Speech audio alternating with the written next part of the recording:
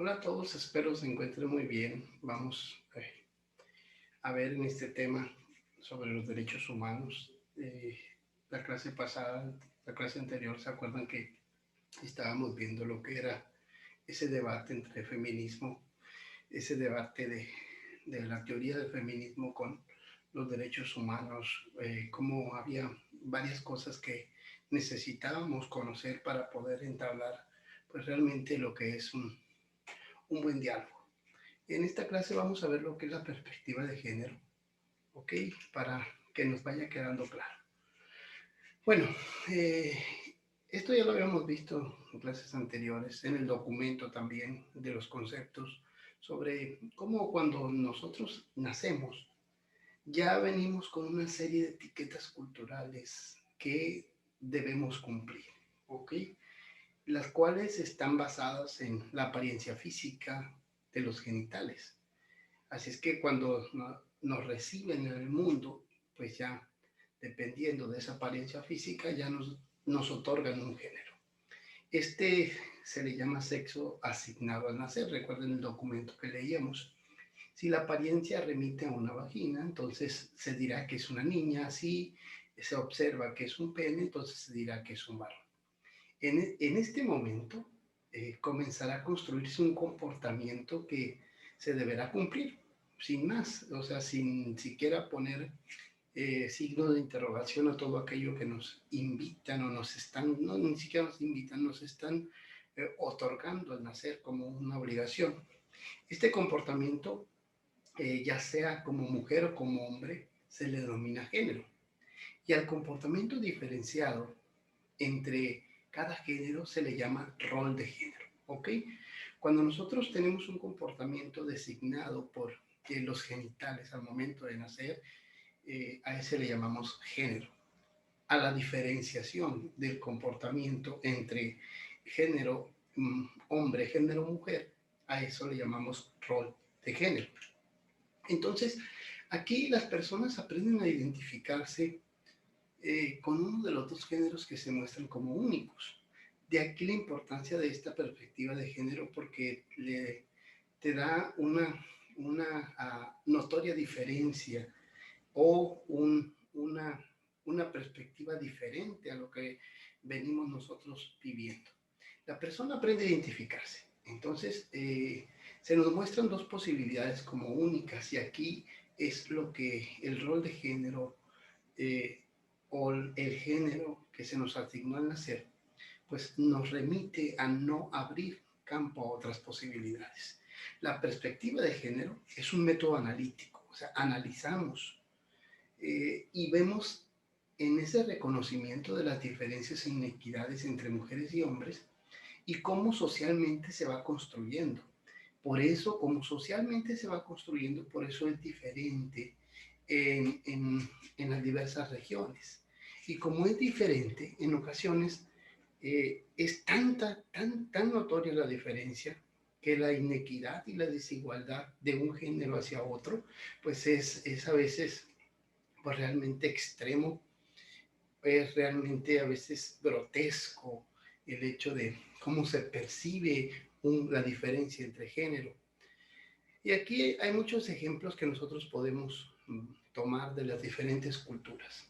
Pero esto, quiero que nos quede claro que esto es históricamente, no es nada más a la generación pasada que se nos ocurrió o a hace dos generaciones que se les ocurrió tratar o vivir de esa manera. No, nosotros si revisamos la historia un poquito desde los griegos, romanos, vemos cómo hay una diferencia muy marcada entre los géneros.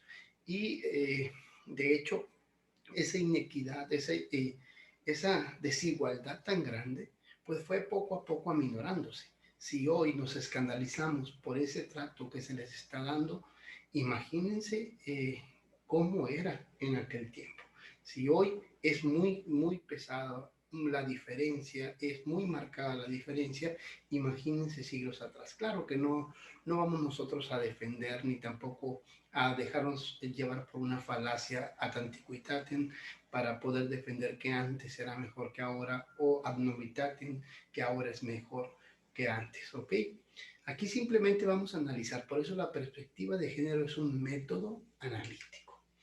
Entonces, ¿por qué es importante conocer esta perspectiva de género? Es importante porque cuando hablamos de diferencia sexual, nos encontramos con una mayor desigualdad. Hombres, mujeres, esa es muy marcada la diferencia. Por eso los derechos humanos le dan, le otorgan, le reconocen la igualdad a los dos géneros. Entonces, en una sociedad incluyente, requiere reconocer esta inequidad e implementar esfuerzos tendientes a eliminar cualquier discriminación. Y esto es importante. No solamente se trata aquí de defender a uno o a otro, no, se trata de cualquier discriminación. ¿Okay? Y eso, la perspectiva de género, eso necesita, todo aquel que defienda la perspectiva de género, no es solamente hombre-mujer, porque ya se está quedando en el lenguaje binario, entonces sería casi lo mismo. Entonces las personas LGBTTI continuamente son discriminadas por su orientación o expresión de género, porque esto es diferente al género que se asignó al nacer, al género con el cual, o esa teoría del género con la cual hemos venido conviviendo socialmente. Por lo que es necesario revisar los patrones culturales. Patrones culturales que, como les dije, no es solamente una, una idea de alguien y empezó a hacerse, no. De hecho, para que haya tradición tienen que llegar 100 años. Imagínense esta tradición de la diferencia entre los géneros, ¿cuántos siglos lleva? Muchos siglos. Y por eso es importante revisar esos patrones. ¿Por qué? Porque estos patrones culturales son los que han contribuido a que haya tanta inequidad en este sector de la población y que hayan sufrido maltrato, desde la cultura, la economía, la política, la educación, etcétera, ¿no? Lo laboral, y cuestionar los prejuicios sociales, y aquí es muy importante, porque los prejuicios son categorías que nosotros le damos a la realidad, ya sea para organizarla, pero a la vez la dividimos. Entonces, cuestionar esos prejuicios sociales. ¿Por qué? Porque son los que han dado pie a lo que es esa discriminación de las personas. Entonces, desde aquí, una premisa de la acción antidiscriminatoria es reconocer a la cultura, que la cultura introduce el sexismo. ¿Okay?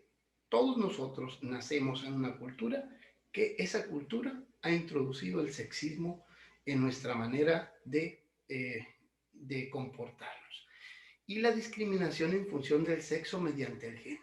Es decir, al introducir el sexismo mediante el género, se da esa discriminación. Entonces, una sociedad desigual tiende a repetir la desigualdad en todas sus instituciones, y no solamente es en la institución familiar, en la institución laboral, educativa, empresarial, en todas las instituciones está marcada por esta discriminación. Y en efecto, las personas, por ejemplo, hablando ya concretamente, las personas que pertenecen al LGBTTI padecen violencia institucionalizada. Es decir, dentro de las instituciones son discriminadas debido a la expresión de género. ¿Ok? Y acuérdense cómo analizábamos lo que era la ideología de género, la expresión de género, que era la expresión, que era la manera externa de manifestarse. Entonces, esto menoscaba los derechos humanos por parte de la mayoría de las instituciones del Estado. Y ya en este siglo XXI, con tanto conocimiento, con tantas cosas que pues hemos venido nosotros inventando, hemos venido conociendo, pues ya se supone, entre comillas, porque pues es muy difícil a veces quitar la ideología de la cultura. Si de una persona es difícil cultural, pues aumentenle, ¿no? ¿Por qué? Porque hay un dicho, me gusta mucho, hay un dicho latino que se llama, que dice similia similibus, los mismos con los mismos, es decir, las personas que atacan o discriminan a estas personas de diferente género, pues se juntan con los mismos, con los que refuercen, y hay sesgo de confirmación porque refuerzan el pensamiento que están teniendo. Entonces, la orientación sexual y la expresión de género son aspectos importantes en la vida sexual de las personas. En México, las preferencias sexuales están bajo el marco protector de los derechos humanos. Por esto, la comprensión de la perspectiva de género coadyuva a analizar los prejuicios, esos estigmas que dan pie a naturalizar estereotipos y traen como resultado lo aprendido como algo normal. Y aquí hay que diferenciarla de estas palabras, lo normal. Tendemos mucho, es que no es normal, es que esto es normal. Y eso normal viene siendo únicamente el cumplimiento de los patrones aprendidos. Y partir de que esos patrones tienen estereotipos, tienen estigmas, tienen prejuicios, es muy importante para poder nosotros entrar en el diálogo de los derechos humanos. Es ponerse unas gafas diferentes. El ser mujer o el ser hombre están construidos desde estructuras normalizadas, fijas, estigmatizadas. Es muy importante. Incluso en los dichos que nosotros vamos aprendiendo, desde ahí ya se ve la perspectiva de género. Los hombres no lloran, las mujeres no se enojan. Ese es un ejemplo de un dicho, ¿no? Entonces, dichas estructuras se basan en la genitalidad únicamente. Y es a partir de esta que se nos describe un guión que es introyectado. Introyecto es todo aquello que se asume como propio. ¿Y cómo se expresa? Pues a través del lenguaje simbólico y no verbal. Y entonces ese lenguaje simbólico y no verbal es lo que a nosotros nos hace identificarnos. Y entonces nosotros vamos teniendo un simbolismo. Ese simbolismo le marca a la otra persona que tal vez no congenias con sus ideales, con sus pensamientos. Y vamos marcando terreno en la misma familia, los mismos colores, ¿no? Cómo vamos viendo que de pronto ahora, como está la moda de ver qué es la criatura que van a ser, si es niño o niña, y entonces el globo es azul o el globo rosita, ¿no? Desde ahí la perspectiva de género ya está un poquito tocando y ya está enseñando quién es el azul y quién es el rosa. Entonces, este lenguaje y esto no verbal va formando estereotipos que se dibujan y se internalizan para regular cada aspecto de nuestra cotidianidad, representados en múltiples aspectos como la vida en pareja. Ya tenemos nosotros estereotipos de qué es normal y qué no es normal, la forma de vestir, los hombres pantalón, las mujeres falda, y de pronto las mujeres empezaban a usar pantalón y se empiezan a cuestionar, se empiezan a sacar estereotipos, ¿ok? Aspectos religiosos, el deber de amar a la patria, la forma en que se debe representar a un sexo de acuerdo con los genitales y la orientación sexual, etcétera, ¿no? Y aquí, pues, dentro, por ejemplo, en la vida animal, los animales tienen mucho lenguaje simbólico de poder, y no porque ellos lo hayan estado inventando o creando, sino que la misma naturaleza, lo innato en ellos, va haciendo que busquen la supervivencia. Y en la supervivencia, en muchas ocasiones ustedes van a ver dentro de las especies que el macho busca el hecho de dominar. A través de ese dominio es más macho. Pero en el caso de los organismos humanos, nosotros seres humanos, nosotros personas, pues tenemos una diferencia muy marcada. Eso simbólico es algo creado. ¿Okay? Ese simbólico es algo que nosotros le damos un significado. A eso me refiero con creación. Entonces, para el gobierno de la Ciudad de México, lo biológico no es precisamente lo que determina el comportamiento humano. Sin negar el peso que tiene la biología, es evidente que la cultura surge del tipo de actividad que realizan las personas y de la interrelación entre estas y el entorno social y cultural. Es decir, la diferencia entre estas y el entorno social y cultural es mucha. Se establece en el trato hacia los hombres y mujeres. Entonces, son atribuciones, atribuimos a las cosas. Esto debe ser el hombre, esto debe ser la mujer. Son ideas. Esto se tiene que hacer así. Pensamos que esto es mejor así. Son representaciones. Son creencias sociales que se construyen tomando como referencia la diferencia biológica o sexual. Entonces, de tal suerte que las mujeres y los hombres debemos cumplir ciertas funciones biológicas específicas en términos relativos a la reproducción humana. Y aquí, por ejemplo, por eso a la mujer en la reproducción humana se pensó, se normalizó, se fue haciendo cultural el hecho de que se le otorgara el hogar. Claro, que eso no es que la, lo biológico, lo innato, lo llame, lo mande. Entonces, estas en efecto no son distintas e intercambiables, ¿no? Están definidas anatómica y fisiológicamente de manera determinada y específica para las mujeres y los varones, porque la mujer es la que trae la vida al mundo, la mujer es la que para, la mujer es la que trae una nueva criatura.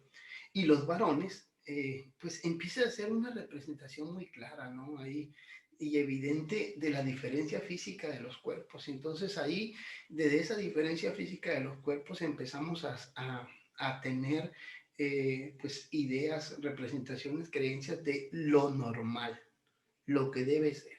Pero eso no quiere decir que sea lo correcto, que sea lo mejor. Entonces, hasta aquí, con respecto a la identidad de género, Delgado afirma que ésta se establece a la edad en la que se aprende a hablar. Entonces, fíjense bien, si el bebé nace, desde que nace, empieza, ya trae ese sexo asignado al nacer. Pero a raíz de que empieza a hablar, a raíz de que empieza a socializar, es cuando empieza a establecerse esa identidad de género. Desde ahí se considera que se configura una función de la experiencia, que se expresa en los juegos, sentimientos, actitudes o comportamientos del niño o la niña. Entonces, el proceso de construcción del género, a partir de una serie de prácticas, ideas y discursos y representaciones sociales que reglamentan y condicionan la conducta objetiva y subjetiva de las personas, atribuye características distintas a cada sexo, por lo que la construcción del género parte de la división sexual del trabajo. Hasta ahí.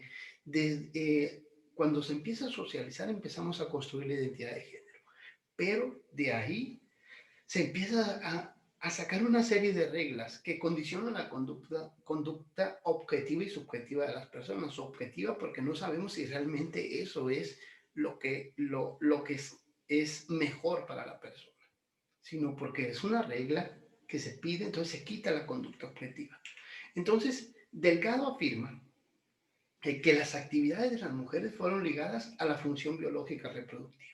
Y aquí no hay mucho que ahondar, ¿no? Porque dentro de la perspectiva de género podemos ver nosotros que a la mujer se le sigue insistiendo, se sigue buscando que siga lo cultural, que era el interés de que conserve la especie humana, por la maternidad, por el cuidado de la prole, la alimentación, el mantenimiento del núcleo familiar. Y a raíz de aquí, metiéndonos un poco a la psicología, pues ciertas corrientes psicológicas pues examinan lo que es esta maternidad. Y se llega a hablar de complejos, ¿no? De complejos porque ese cuidado que se le da o ese rescate que no se le da de las figuras paternal o maternal, pues según, entre comillas, según va haciendo que se creen traumas en la vida de la persona. Claro que esto no todo el tiempo es así, ¿no? Así es que una cosa es lo que se afirma, otra cosa es lo que realmente se vive. Entonces, para el caso de los varones, la masa muscular y fuerza física determinó que estos estuvieran mayormente concentrados en proveer los recursos necesarios para la supervivencia, los alimentos y el insumo. Y de hecho hacemos unas dos divisiones o a veces a manera de reflexión personal vemos como el varón le decimos el proveedor, ¿no? Tuve un padre proveedor, pero no tuve un padre que se acercara a mí. ¿Por qué? Porque nosotros mismos en nuestro lenguaje empezamos y tenemos esta cultura, esta tradición cultural de pedir o reconocer que la figura del varón es la que está ligada a la provisión. Entonces, para ir bajando un poco el tema, en la Asamblea de la Campaña Latinoamericana por el Derecho a la Educación, se tocó este tema con respecto a la perspectiva de género y la diversidad sexual. Y se concluyó, se expresó que la orientación sexual y la identidad de género incorporan aspectos esenciales de la vida de una persona. Y se reconoce que esta identidad se encuentra protegida en los derechos humanos. Entonces, como está protegida en los derechos humanos, las personas, al ir creando su identidad, al ir configurando su identidad, tienen todo el derecho de elegir de qué manera quieren sentirse, de qué manera quieren vivir, de qué manera es mejor para ellos. Los derechos humanos defienden la perspectiva de género, la orientación sexual. Entonces, para esta asamblea ambas categorías continúan presentándose como un reiterado motivo de acto de discriminación, violencia y opresión, por supuesto, ¿no? Y de aquí surgen dos palabras fundamentales que hay que tener claras: el heterosexismo y la heteronormatividad. Porque la heteronormatividad es la introyección de un modelo de educación normativo, de norma, de ley, de regla. Eh, Esta introyección de este modelo de educación natural, entre comillas, resulta de la diferencia biológica. Entonces, cuando se refiere a lo heteronormativo, quiere decir que estamos hablando del lenguaje binario, estamos hablando de la tradición cultural de únicamente dividir la especie en dos géneros, varón, mujer. Entonces, las formas de reproducción y la asignación de los roles de género invisibilizan la homosexualidad. La perspectiva o visión de género es una categoría analítica que toma los estudios que surgen desde las diferentes vertientes académicas de los feminismos para desde esa plataforma teórica cuestionar los estereotipos y elaborar nuevos contenidos. Esto para la igualdad y la equidad.